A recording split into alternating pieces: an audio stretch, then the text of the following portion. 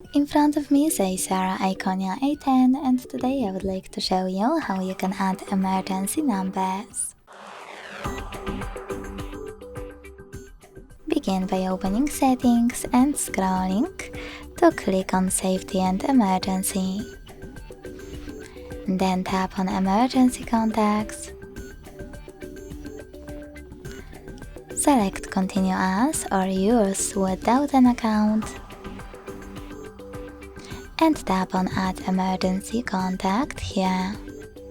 Now select the first one, tap on Add Contact and click on the second one. Then a third one. If you wish to remove one of your contacts, right away click on this X next to the one you wish to get rid of and confirm your choice in the pop-up.